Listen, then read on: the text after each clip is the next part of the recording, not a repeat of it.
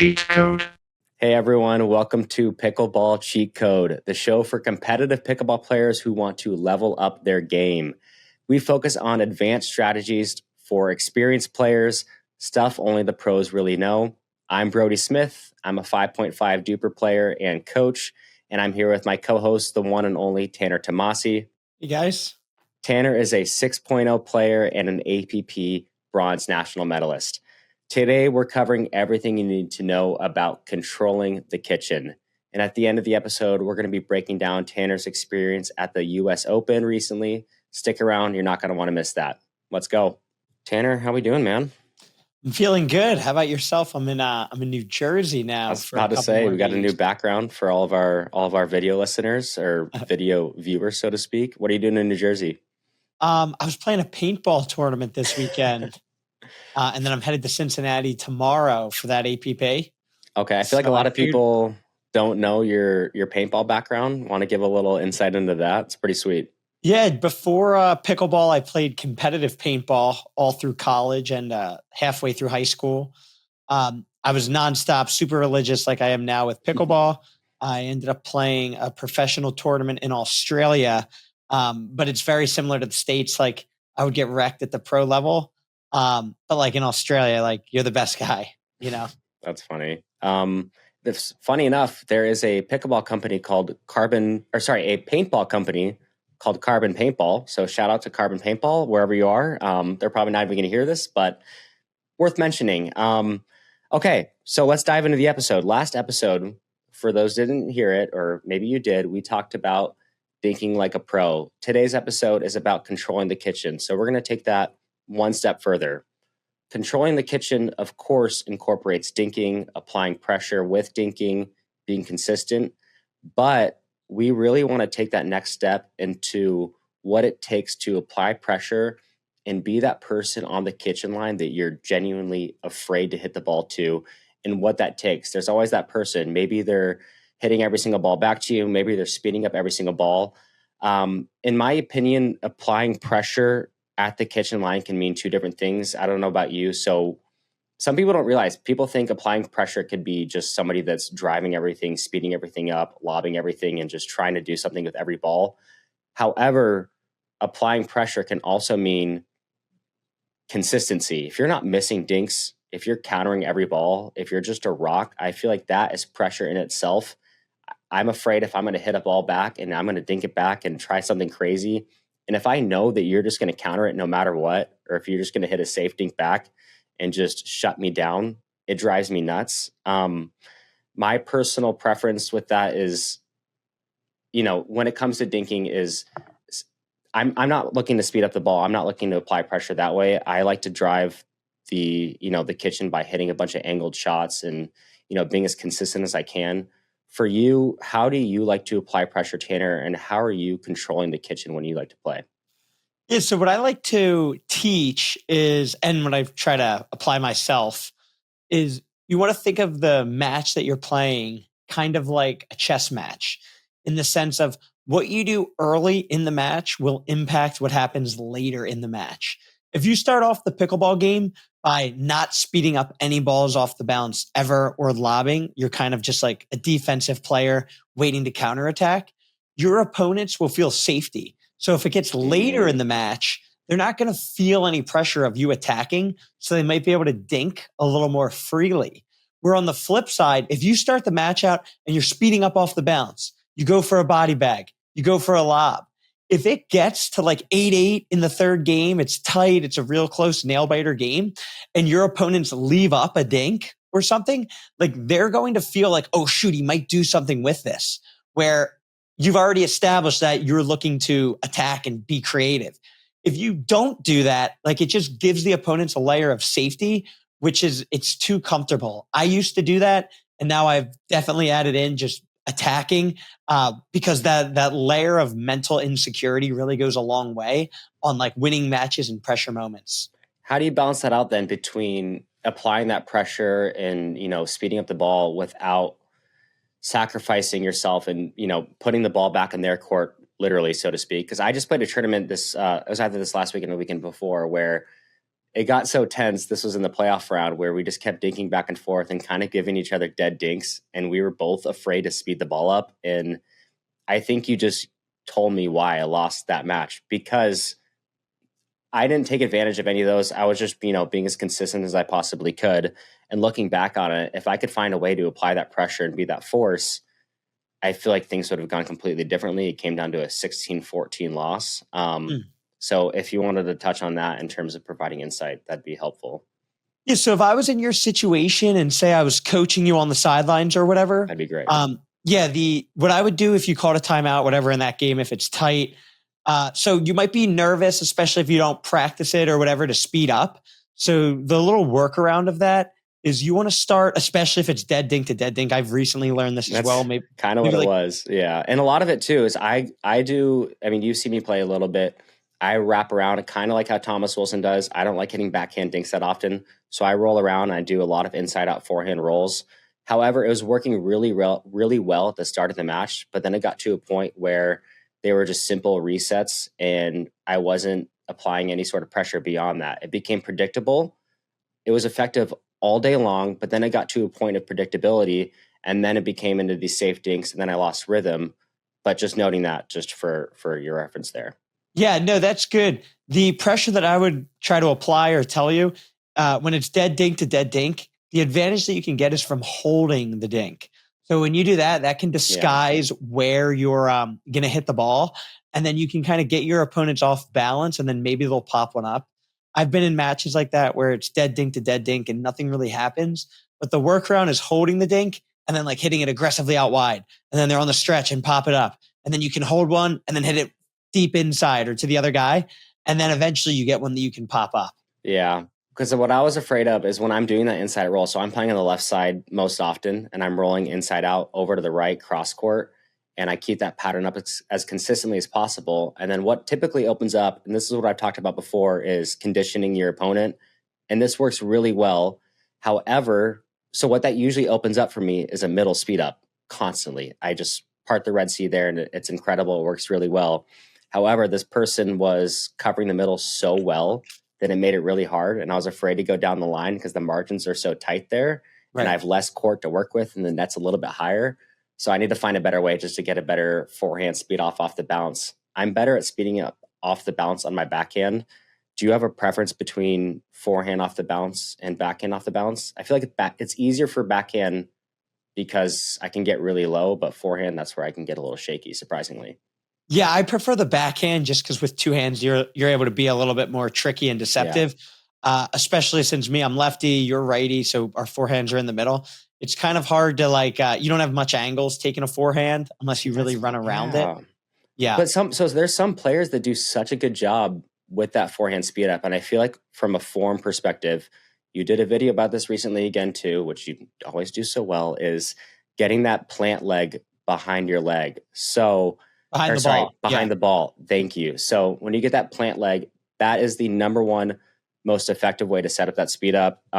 You actually taught me that a year or two ago, and it changed so much for me for getting it both off the backhand and the forehand. So if you don't have that plant leg set right behind the ball, your consistency is going to plummet. That's where all of that balance comes from. That's where that weight setup comes from to be able to get it exactly where you want. And also holding it, like you said as well, holding it is what creates that deceptiveness.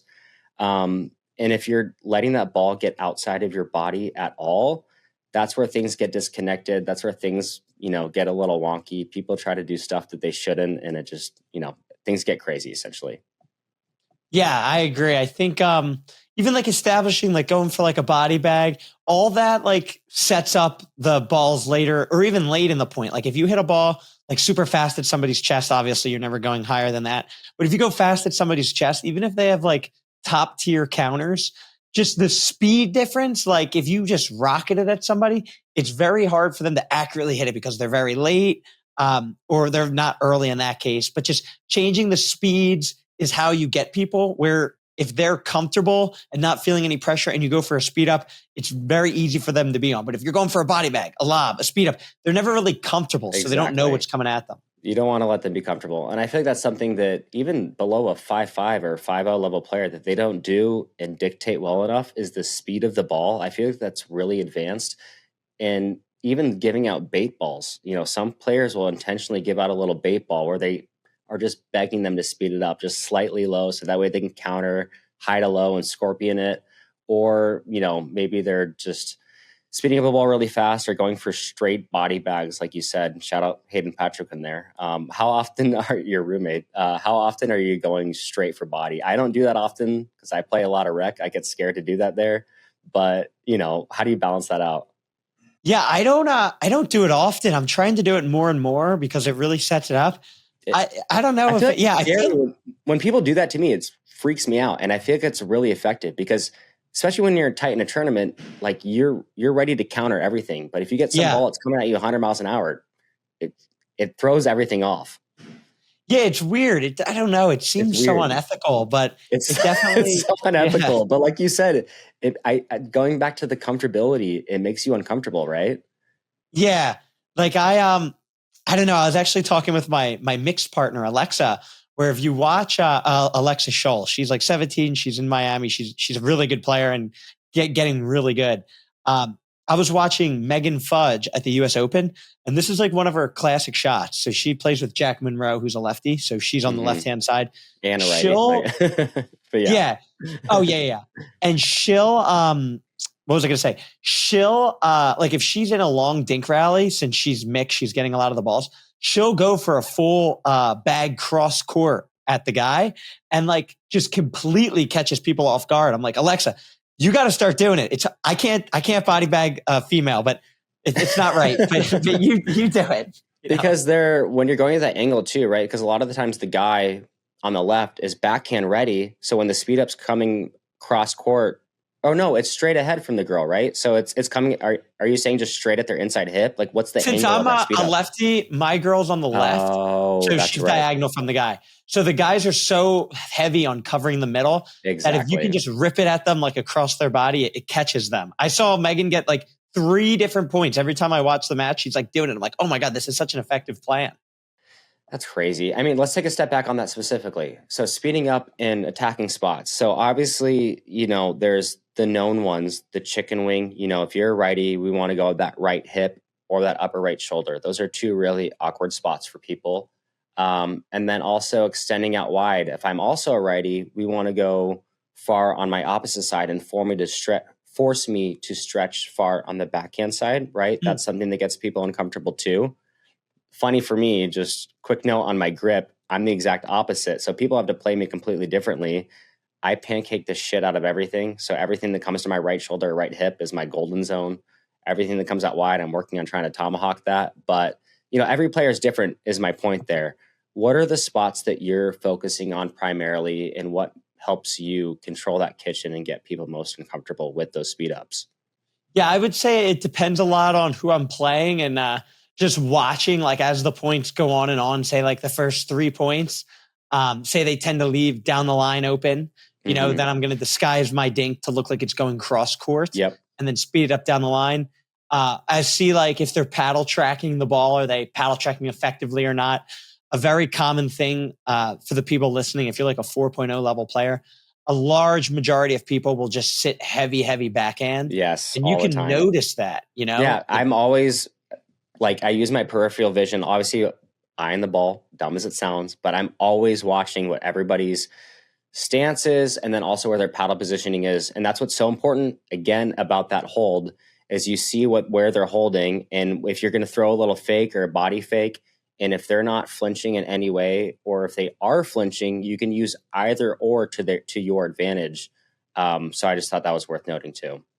Yeah, no, that's all spot on. I think I wouldn't say I start out. I normally will start out like maybe going through the middle. It really depends on the opponent. Like you can even tell from the warm up, like if a ball gets sped up at somebody fast and they're caught off guard, like you'll see what they naturally react to. Mm-hmm. So all of that kind of plays into it. But I'd say like the most common thing that people struggle with is like flipping open from forehand to backhand. And that's like the just their dominant side hip or shoulder, like you said. Like there's a fine line there where you can catch people. If you're a little bit deceptive. If you're like 5% deceptive, you can get them. If they read it 100%, you're not going to get anybody anywhere. For that forehand flip, so a lot of people are backhand ready. I'm typically more forehand ready. So if I'm countering forehand, I'm always out front. Obviously, for any of those shots, you want to be as compact as possible for any of your counters. And, we don't want any big swings or, you're not opening up wide. That's what creates a lot of inconsistencies for players. For you, some people take it behind their body at the last second. So let's say you're backhand ready and then you get caught late and it's coming back to your forehand. Are you catching it behind your body and doing like a quick whip? How does that look for you? I feel like every player does something a little bit different there. Or are you still punching out front and timing that perfectly? No, I would say yes. Sometimes I'm late. And then if I'm late, I'll probably end up just getting beat. Yeah. Which good for me since I'm lefty is anything over my left shoulder, my partner's there. If you're two righties playing, that's not the case. You have to be able to flip open forehand and backhand, especially if you're playing the left-hand side. But I'd say like if you're late, like, I don't know, like Will Howells does it good. He'll like turn his body and then kind of like hit it almost like standing sideways. It's very uncomfortable. And I don't even know. It's just unnatural for me, at least. I just like having a trustworthy partner, but of course, who doesn't? What do you ever throw out fakes? So both offensive and defensively, I feel like faking is another high level technique that people do. Somebody got me with this past weekend too, where they left the line wide open for me. I was like, okay, I'm just going to speed up down there. And they just baited me into it. Right before I started swinging, they dashed line, covered it, smacked me. I felt like an idiot. I even said right away, I was like, you baited me into that, didn't you? He's like, yep, 100%. Do you do that often? I feel like that's a pretty high level play for both the counter side and then also body faking offensively. I'll lean left sometimes. I do this almost every time. I almost do it every time. If you see me doing a dumb lean left, I'm going to go right. If you see me a dumb lean right, I'm going to go left. It's pretty predictable for people that know me, but if you don't know me, it makes it hard. Point being, how often are you throwing out body fakes offensively and defensively? I would say to your first point of like baiting, I would say the only time I would do that, or the only time I do that is like if my partner's in like an extended dink rally and I'm not getting many of the balls, like if it's just cross court, yeah, I'll kind of just keep inching to the middle to show the opponent that my line's open. Yeah. But on top of that, if the dink comes to the middle, I'm able to take it.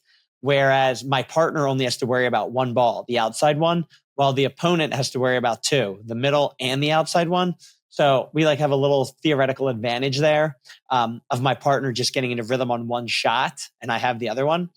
To your other point of like the body faking, I would say I used to do, which is funny. I like used to do that and I was still like, I wouldn't say coming up, but because I still am coming up, but I would say like as I'm learning everything. And then I started watching like the top guys and nobody really does it. That's a good point. That's a good point. Yeah, I mean, I was just thinking about that while you were saying that. I'm like, not many of them are doing that often at all. Why do you think that is? The reason is that I think it just like hinders just a waste. I think it just hinders consistency over the long run. Like that might be good to do. Like maybe I'll throw in a body fake if I have like a really high dead dink in the middle that it looks like I'm gonna like obliterate, and then I just like hit a really strong inside out dink, like something like that. But I would say besides that, like the top people they don't really do much. They just play really simple and they just make a lot of balls.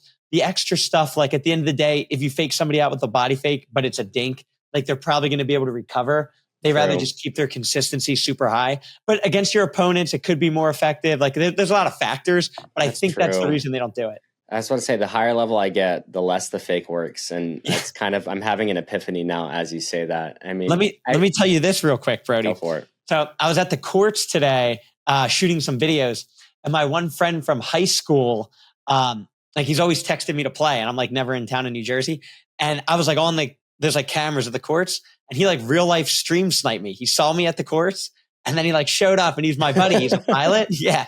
He's like, yo. And I was like, oh my God, hey. And then he told me so that he was like, here, he saw me, whatever. But long story short, we made a video today. I was like, yeah, I'm with my buddy Joe here, who's a pilot. I haven't seen him in 2 years. I'm a pickleball pro that moved to Florida. Let's see like the difference. Cause he's the one who introduced me to pickleball 2 years ago, but I ran with it and he became a pilot. So like I used the body fake on him and it worked like every time. I have a video coming out, like every ball. He had no idea what was happening. Not to throw the pilot under the bus here, or under the plane, dumb reference. Anyway, What level is he? Like 3.0? Is he? I mean, He's probably like intro a player. 3.75, maybe Dude, below that, probably. when I'm coaching too, the body fake, it makes me feel good when I'm coaching out there. No disrespect to my students, but yeah, it's funny how that works. And that's actually, well, let's actually dive into that. Why is that the case? And I think it's so much because players at the kitchen line, it's so easy to get tense, right? Like that's the thing. Like this is an example of when you watch the pros and you watch JW Johnson, for example, he looks like he's so calm. He's doesn't give a shit about pickleball in the moment because his reaction speed is so high. The more tense that you get, the more anticipatory, even if that's a word or not, that you get in a match. That's when you're going to be losing these counters. The more relaxed and intuitive you are, I feel like that's what is the most effective for the higher level players that you play.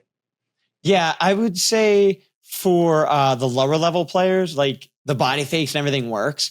It's just because they're very uncomfortable in their own skill and they think like, That oh, makes you're a sense. better player. Like whatever you do, it like they're going to do something. I think they kind of overhype everything. Where the better players like kind of have seen it all and know like, okay, even if he gets me on a body fake, like it's not going to do much. Like I could still just stand here and recover. I'd rather just be ready for the speed up. So I think as those lower level players gain more confidence, like practicing and more experience and become better Yeah. players, like it kind of like fizzles out of them Yeah. getting hot on it. And you talked about this before too, and I think that's a cheat code, quote unquote, is what you feel most uncomfortable with. That's what you need to be drilling, right? Like if you've Yeah. been playing, you're like, damn, I hope they don't hit to my backhand the next 4 shots in a row or dink me there, or if they're going to speed me up, that's not what I want to see. Mm. We can even do a whole episode on this, but that is what you need to be drilling on. So make sure you're really thinking about that as a player. I do that a lot too. Whatever you feel any bit uncomfortable with, that's what you need to go look yourself in the mirror on, go to the court and spend time on. Yeah, absolutely. I know I feel most uncomfortable when the opponents have just like lots of speed ups off the bounce, out of the air, That's where lobs. I'm That's when at I'm like, too. oh God, oh God. If they just want to dink all day, like I feel like I can beat anybody. I'm But the the same way. unpredictability, it's like, oh shoot, you know? Yeah, because there's a certain level of unpredictability. Like, maybe some 4.0 players can hit a lot of speed ups and can be a little crazy. But when things get really calculated and they're just a quarter inch over the net and it's a constant speed up battle, you don't know where the hell it's going to be. It drives me nuts. The teams that come in, they're shaking and baking off their drive and crash and they're playing super aggressive. I want to avoid that team. That's going to make me uncomfortable. Yeah, I agree. Let's discuss player communication. So, in terms of controlling the kitchen, it's not just yourself out there. So it's you and your partner. What are some of the keys to being as consistent as possible? So I think there's two things with the communication aspect. You've talked a lot about this too, is respecting the X. It could be as simple as you, me. Like, what do you say out there to stay in line with your partner? How are you communicating out there? Um, I think, yeah, like you said, just calling every ball is good. I mean, that's pretty obvious. Yeah, But exactly.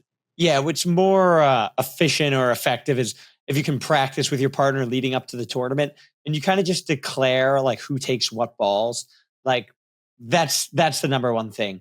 If your partner has a strength in one area, like say for the third shot drive, say they have a really good backhand third Mm-hmm. shot drive, let your partner take the backhand in the middle if they love their backhand third shot drive, even if the forehand is the right thing, quote unquote, to do. For sure. If your partner has a really good strength, like try to play to the strength, and then you can establish that. There's not too many different scenarios in pickleball. Mm-hmm. After a couple games or days of practice, you can kind of tell like who takes what ball. You have the general idea pretty much outlined. Yeah, and even in mixed, so just due to your size, you might have more length than your mixed partner, and a lot of the times that's why the guy might be taking more court, 60%, and having more reach there. Is that what kind of court percentage are you typically taking in mixed? And it's always going to depend on your partner, and especially you playing on the right as a lefty too, it might change things as well. But that will always vary partnership to partnership. But are you trying to take 60% of the court there? What do you typically see on that pro level? Yeah, I would say every partnership's different. Like you said, for my partnership with Alexa, we're playing the majority of the tournaments together Mm-hmm. and we're really progressing as a team. I would say kind of like 60-40 my way. I don't really like come over and take a ton of balls. Agreed. It doesn't really make too much sense, I think, from the lefties' perspective. Like a good example, actually, of what we mixed in or what we were talking about earlier with the body bags. Like at this past weekend at the U.S. Open, we were playing Bobby Oshiro and Andre Mick. We ended up losing. Tough matchup. Yeah, in one of the points, I think Alexa probably hit like 12 dinks, like just bam, bam, bam. I didn't hit one.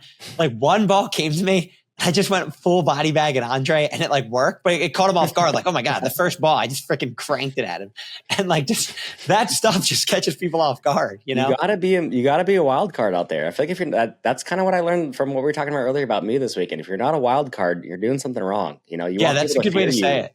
You want to be a dumbass, you know, if you're not doing weird stuff, it's gonna make people too comfortable, you know? Yeah, unconventional play definitely makes people uncomfortable. I love it. Speaking of uncomfortable, lobbing is something, and I don't think you do it that much either. And we were saying before how it's kind of a new meta in pickleball. There's some players that lob so efficiently, and strategy typically is over the person's backhand on that side on the shoulder, because it's really hard. If somebody lobs me on the forehand side, probably going to crush it. But if somebody lobs me over my left shoulder, I'm going to hit it like a little baby with a rattle. Like it looks ugly. I'm not going to know what to do there. Point being, where do you see the game going with lobbing, and how effective is that as a strategy for controlling the kitchen? I think the lob's very effective when controlling the kitchen. You have to really get comfortable doing it to execute it in a tournament, of course. It really, if people are leaning into the kitchen a lot, it gets them like off the line and it like allows you to dink a little more aggressively. My favorite time to lob is like if the player in front of me is cheating like slightly toward the middle. So like I have the sideline open, then I'll usually try to lob a volley. So like a ball that I'm taking out of the air. The combination of over their backhand side shoulder, you taking the ball out of the air, plus with that extra space towards the sideline, it's extremely effective and makes them play more honest. Why is the out of the air? Because I feel like it's when you're out of the air, it's instant, right? It's coming right back to you. And that's the same thing for even dinking when controlling the kitchen. Something else that I wanted to touch on too. But even for, let's segue back to speeding up real quick, because I don't speed up out of the air that often. A lot of it is because of my grip. It's kind of hard unless I'm getting a reverse tomahawk with my weird grip that I have. But are you taking more balls out of the air to speed up? Or are you taking them off the bounce typically? Anything out of the air, I'm always going to attack. If it's like, say, 6 inches below, not every ball, but like anything that's like net height or below, I'm going to attack it like every time. Like no deceptive there or anything. Off the bounce is kind of where it gets a little more tricky. Yeah. It should be a non-negotiable. Out of the air, you want to attack. Off the bounce, that's when like there's more factors that come into play. Okay, but how do you decide between out of the air and then you're just going to be doing a quick angle dink, right? You know, you have your paddle positioning out. You're not like flicking it, right? But you're just going to be moving them because you obviously just want to move them around as much as you can. That helps with controlling the kitchen drastically. And we talked about that a lot last episode for dinking like a pro. But being able to dictate out of the air and move them around, I'm doing that a lot. Like I'll take a little backhand two-y and just kind of bunt it back, right back to their backhand down the line or right back to their inside foot in the middle. But I'm not speeding that up a lot. So how do you decide? I mean, obviously it's going to depend on who you're playing and their hand speed, whether you're just going to do a little quick bunt back or if you're just going to rip it and roll it. I'll answer that. I want to touch on something that I think a lot of players listening can, like, they get caught up in this as well.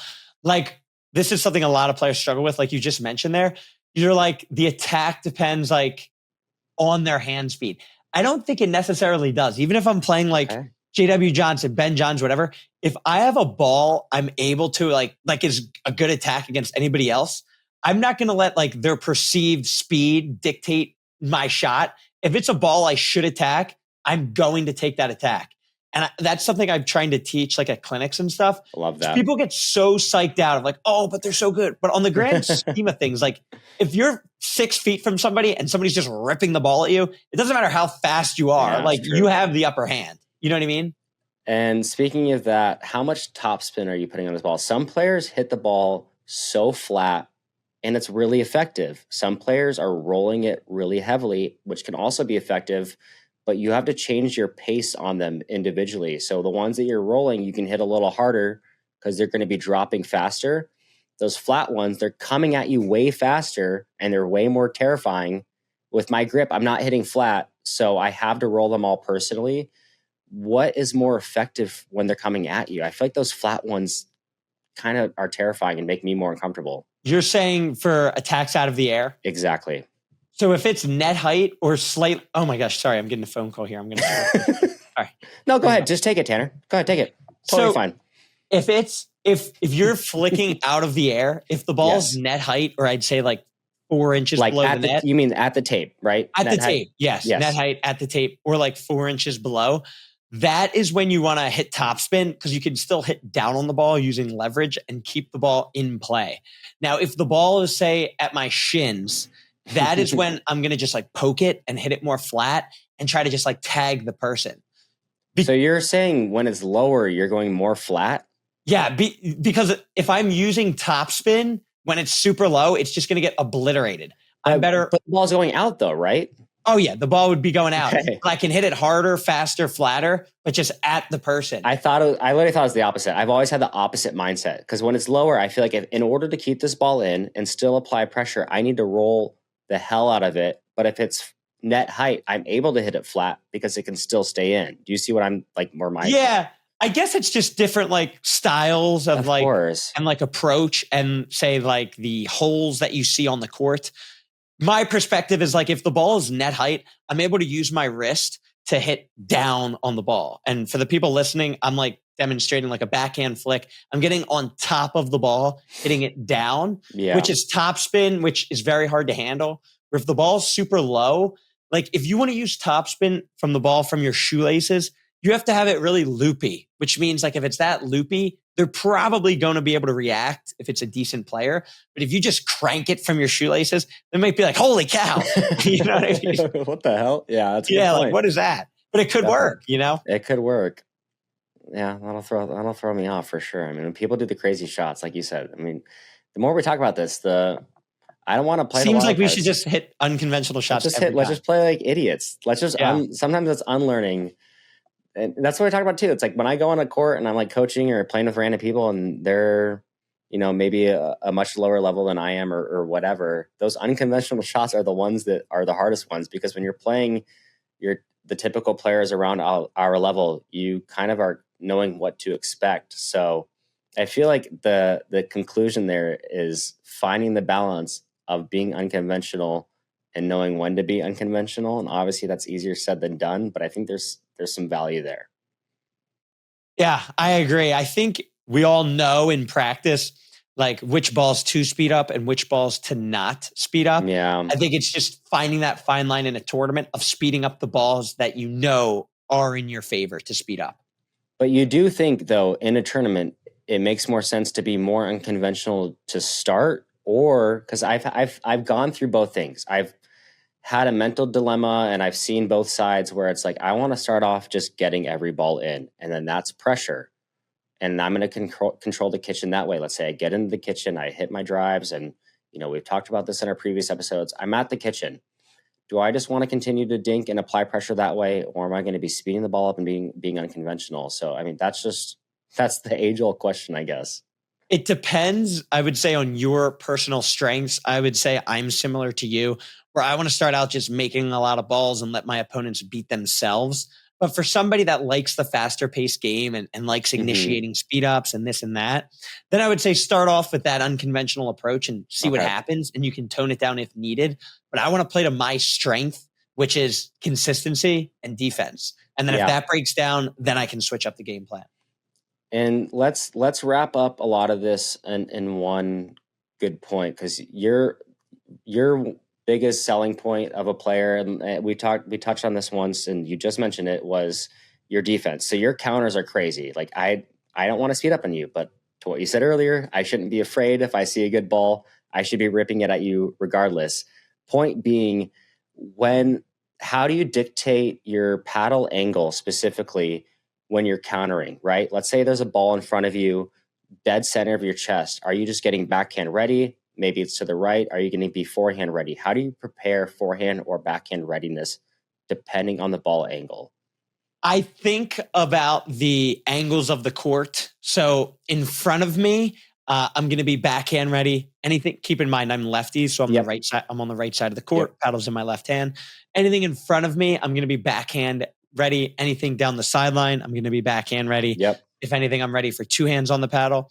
The time when I make that switch is when I'd say when the ball is like a little bit outside or right at my left shoulder. I was about to say the shoulder that's the definite plane of how you change the angle, right? So for me, being a righty, my grip's a little different. So let's assume I'm playing continental just because mine's very abnormal. But let's say I'm playing continental. If it's going past my right shoulder and the ball is on the opposite side of the net and it's a little bit towards the center, I'm playing on the left side. That's when I'm going to be forehand ready, right? Is that fair to say? Yeah, you want to be forehand ready as your main thing, but no, like if it comes at your body, you got to go backhand. Okay. Yeah, because I feel like that can change so much for players, and another reason why it's so effective to hold that position and that ball to see where that paddle angle is going to be. But that I feel like it's just that angle of respecting the X, which we talked about from dinking, but also respecting the X from speed ups too, because determining who takes that middle ball for you can probably be pretty difficult. How do you determine that when you're playing, when you have a righty on your left side and you have that left hand on the right side, who takes that middle ball and when? Yeah, we play in all my partnerships, the respect the X. And the main and that reason, applies to the speed ups too, right? Like that X. Okay, that's what I thought. Yeah, the main thing, specifically with the dinks, regardless of the speed ups, if the ball is in front of me and the person dinks it to the middle, I kind of have to scoop it back and vice versa with my partner if the ball's in front of him. However, if somebody dinks the ball to the middle and say like it's my partner's ball since it is cross, he's able to be more creative with that ball because he has all the angles inside in, inside out, down the middle. Where with me scooping, I can't really do too much. Like I can't really hit too much topspin from there where my partner has all the shots. So I rather let him like create with that ball. That makes sense. Okay. And then the final thing that I wanted to touch on for controlling the kitchen, I feel like we covered a lot with, speeding up the ball, lobbing, countering, angle dinking, who's taking what ball. But another thing people love to talk about is the Ernie and the ATP. Both are a final thing that can be included for controlling that kitchen line completely. There's players that do it extremely well, like Tyler Loon can, Ernie night and day, and he's always applying pressure that way. And there's a lot of other players that do it really well too.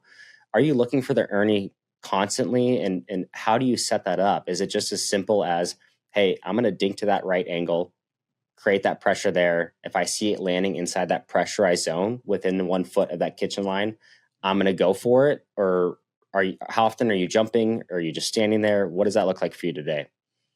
I will mainly go for the Ernies, and I think everybody should do this. If my partner aggressively rolls a dink, so that can be with your backhand or forehand. If you're hitting aggressive topspin, that's a good indicator for you as the partner to go for the Ernie. Because if your partner doesn't handle it well, the only option the opponent has is to bail out down the line. And that's a prime Ernie opportunity. That is the number one reason you should be going for the Ernie.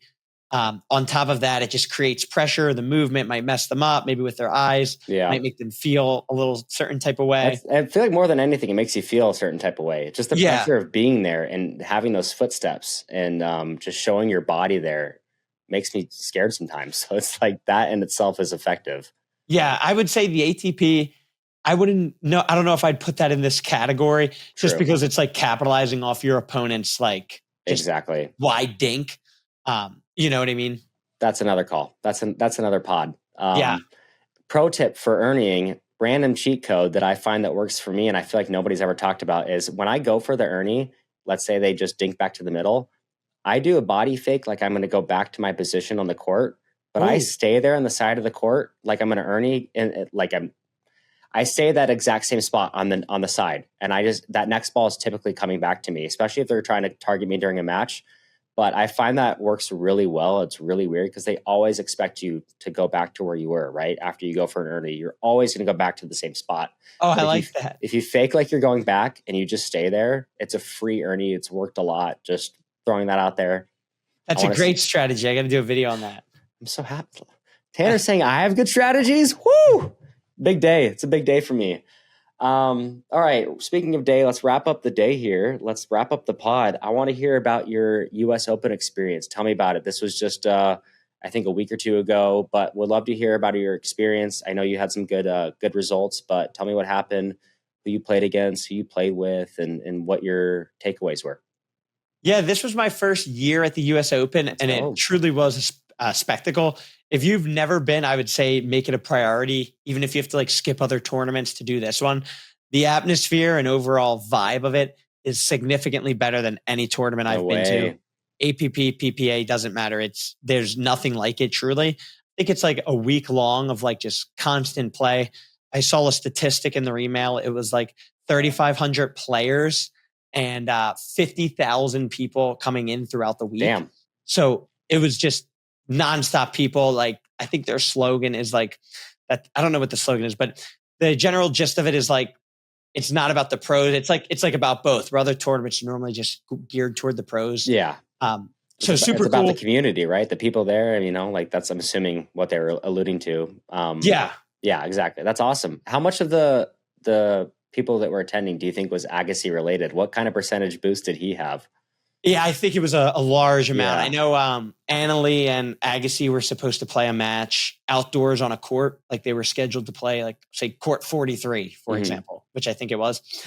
They made the announcement on the loudspeaker, and apparently there was over like 500 people like lined up there in anticipation.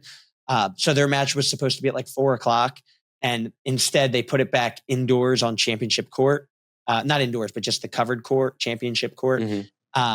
At like 8 p.m. because it was too many people. It was just too much of craziness. That's awesome. All right. Well, tell me more about how you did, just to wrap it up. Yeah, I made it to the round of 16 in all three. So I did I thought I had a good little run there, taking a lot away from everything. Nice. I think it's just a matter of just doing it in the moment. Yeah. I lost, I think, like almost every game 11-9. No way. For all the elimination rounds. At least like if it didn't go to 3, like the game in 2 was 11-9. Like singles, second game was 11-9. Mixed, second game was 11-9. Men's, game 3 was 11-9. So a lot of just like deciding, like not coin flip points. Like obviously it comes down to skill. It's just like eventually they're going to turn my way, and like this is the whole fun part, So I'm all for it. I don't get upset. I'm just on to the next one. That's what I like to hear, baby. That's a cheat code right there. That's why I'm on Team Carbon. Let's go. Don't get me too excited. Love to hear that. Tanner, thank you for the breakdown. I'm excited to hear the 11-9s or the 9-11s turn to 11-9 for you in your next event. But That's awesome to hear. Keep grinding, keep moving forward. Appreciate the time here, and let's go. Sweet. All right. See you, man. Bye. Bye.